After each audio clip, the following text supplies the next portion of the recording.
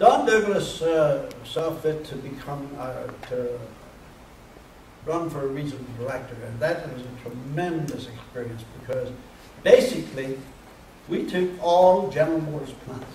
We won every General Motors plant. We lost out at Chrysler, and we lost at Ford. Okay. Victor Reuther played a major part in that. Okay. He came here, he was what, in the 80s? He tramped around, he stayed at my home, and we went out there, we leafleted every plant, we put a lot of money, a lot of effort put into that. We lost. But after that, I understand Donnie went on staff, you know, and is still on staff today. Retired. He's retired now? Yeah. He's retired. Still has legal problems, I think. So, I mean, that was a fight. It was probably, in my history, one of the greatest regional directors' fights in the history of the UAW. Except for maybe when Jerry Tucker knocked him off, you know, there was a few different. I think we backed the wrong horse. Here's the way I look at it. We're on a bus. Yeah, I represented him. We're on a bus. And some of us are going to go a mile and get off. And somebody maybe go 2 miles and get off, 3 miles. It's the guys who are on the bus at the last of the week. But you can't deny that the guy who was on the bus for 7/8 or 9/10 of the journey didn't help. So I know that, you know, people have to make their own mind up in relationship to what they want to do with their lives. Victor Reuther was in this. He stayed at my home once. My wife made dinner for us. We're sitting down, and Victor put his knife and fork down. He said, "You know, Peter, you and the Ruthers haven't got along very well in the last 30 years, have you?" No, no. I said, "No." So my wife got a little bit tense, you know. Anyhow, he says, "Well, I want to say that, you know, I've been very happy to have worked with you in this election." So, and also with the Efin Warren document, he asked me to bring that up to the Canadian Auto Workers Convention. This was after the break. By the way, that break, I want to tell you what happened in that break. Good. Chrysler was on strike, and Fraser over here, they were both on strike, both sides of the river. And Fraser concluded that he had got a decent contract and stipulated there wasn't another penny left on the table.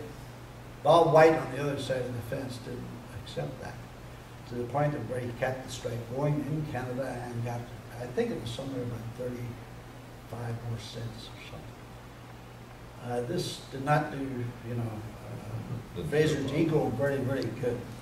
So I met with, and this also started to bring about the division of the Canadian Auto Workers, UAW, which I was really did not want that to happen at all, because the Canadians lent to us a certain solidarity and well, more what I would say trade union oriented than what I could see in the delegation of the UAW.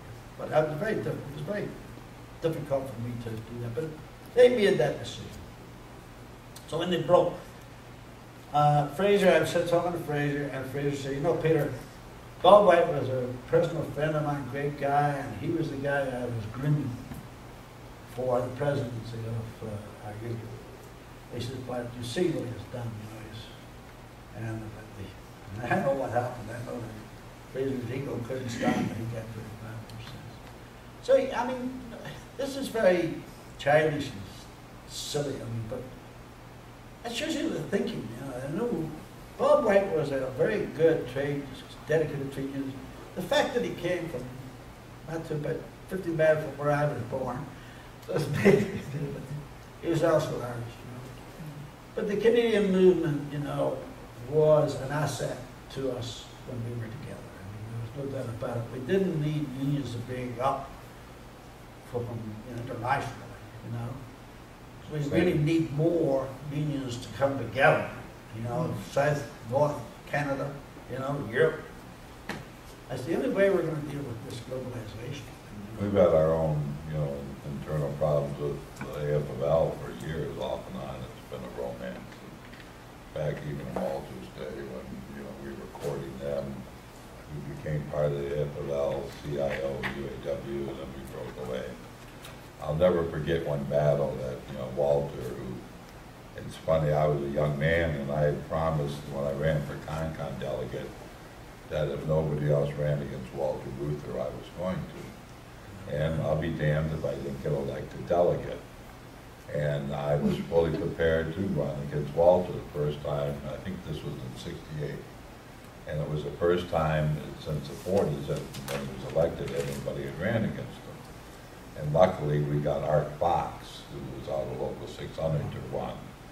So instead, Pete and I were, I think, one of, you know, 2 of 25 people or so out of 4,000 delegates that, you know, made them have the vote and voted for Art Fox against the Ruthers. And I became good friends with Victor later. You know, as a matter of fact, I used them in my campaign literature. I had given up a lifetime appointment job as a benefit rep. Matter of fact, I was hidden in a room when Pete was a top negotiator in the '80s, and he was handling benefits. And when Pete would come out with one of their proposals, myself and another guy would write on. Bert Carrero would give him counter language, explain exactly what this meant. And Pete would go back in, and they wondered where the hell they were getting. He was getting his information about benefits because it was right on. Lost my train of thought. But I had them in the hotel across the street. yeah. And they were, I rented a room there, I had placed these 2 guys there, and I'm not very strong in benefits, so they would give me the benefit stuff in the morning, and at lunchtime I'd go across to Bert and Hamp and say, here, tell me what the hell's going on there. And they could tell me there was 18 takeaways in this. I go, really? Okay, where are they? So I'd go back in there, and I would tell them, everybody said, everybody satisfied? Yeah, this is great. I said, what the hell are you talking about? There's 18 takeaways. And the union guys went, what? And I say, here, these are all takeaways, you know. Made me look like a bloody genius. In the 60s, when I started out as a young guy, you know, I made this promise. And I can remember the first conference I got up was in Atlantic City, back when there wasn't casinos, and the UAW used to go to the conventions in the winter there, you know, and you were on the dock. And we would set up, we would bring our own cassetters in, and every morning of the convention, we would have a new leaflet out, you know, and had our people out there, you know, passing it out, you know, whatever business they took care of. But the first time I spoke, I got up and talked about the trades issue with the AFL, and Walter got up and said, yeah, they make more money, but they're only working 5 months, they're out on the street. And I got up and said, you know, I'm a metal model maker or a tool maker. I said, but my maintenance people, my electricians would love to work 5 or 6 months and make the same monies that these people do, you know, that the UAW does in a year. So that the equivalent was they were making double our money. Yeah, they worked half the time, but if they put 1,000 hours in, they made what we did in over 2,000. Let me throw in a comment. Let me just say one thing, ahead. finally, with Victor Ruth. Shortly before Victor's death, he sent me a letter, okay? And that was after the he said, and that letter is framed and on my wall. He said, dear Peter, you know, it was he, to put it short, he said, you, above all, saw the direction that our union was going, you know, you appreciated it, and I didn't need any vindication, but whatever it does, it's a letter that indicated to me, okay, that Victor Reuther knew that this union, and what was going on with it, was wrong.